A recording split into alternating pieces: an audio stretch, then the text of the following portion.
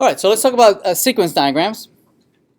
So sequence diagrams are useful for capturing the how the system behaves over time, right? How different subsystems might interact with one another, the different messages that they might send, that they might have to wait before continuing, have to wait on some other subsystems before they can complete their particular computation.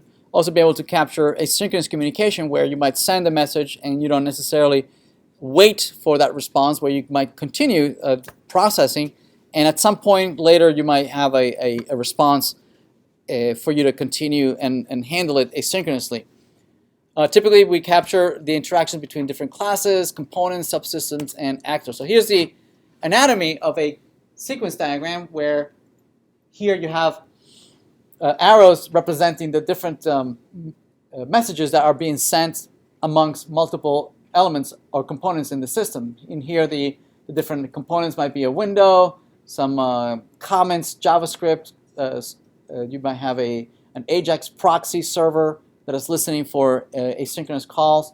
Notice that we have certain variations on the arrows depending on what they mean.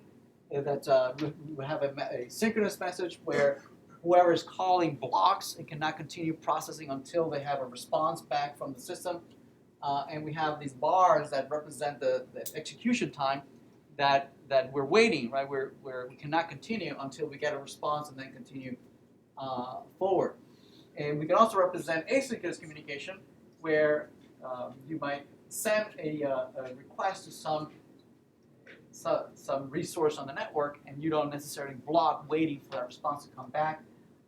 And you might not even be the person who handles the response. It could be that someone else has registered a callback on that, and someone else is going to receive that callback, not necessarily the person who generated the request, the initial request. Also, some life cycle capturing here of things being created and instantiated, and then dying and being released. Some resources being released.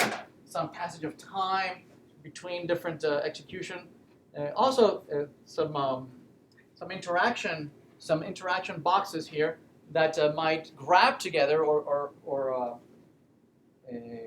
group together several messages back and forth that might execute or not execute based on certain conditions, right? Where you might provide here a documentation on whether that particular subset of the sequence diagram executes or not based on certain conditions, or whether it's repeatable or something that recursively or iteratively executes multiple times based on some condition or some predicate on whether you stay in the loop or you get out of the loop. So if we consider back the example we saw earlier in the coffee shop, right? We might capture here some of the actors, the cashier, the customer, the barista, and then interacting with the points of sale and whatnot.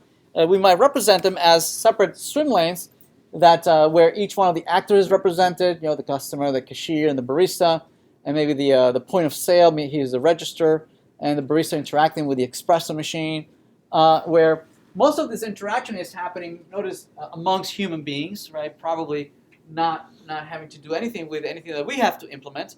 It probably, this is more of human engineering of what kind of conversation we want to have, between these two folks.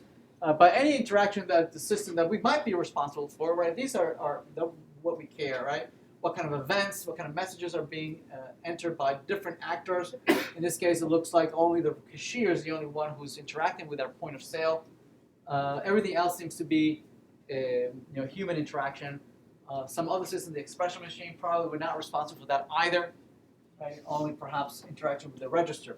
But again, this would allow us to capture those kinds of interaction.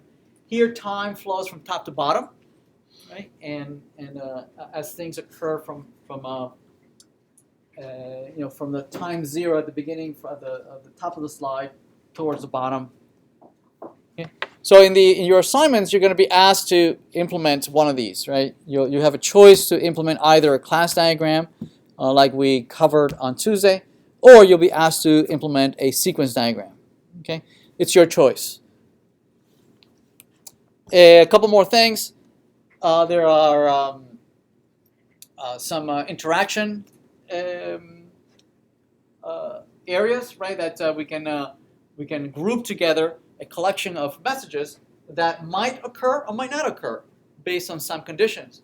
You might say that the following interactions occur only if you're paying by cash, or if you're paying by card, then this alternative interaction occurs. And you can have any number of alternatives, right? Each one with its own guard, right? These are guards. These square brackets.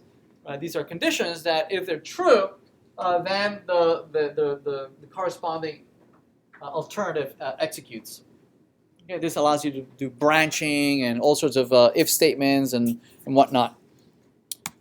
Or you can also use the same idea of using guards, but to implement things that iterate, right, over a collection of items, where you apply the same set of messages over and over and over until a particular guard is no longer true. As long as the guard is true, you stay within the loop and you iterate over a collection of these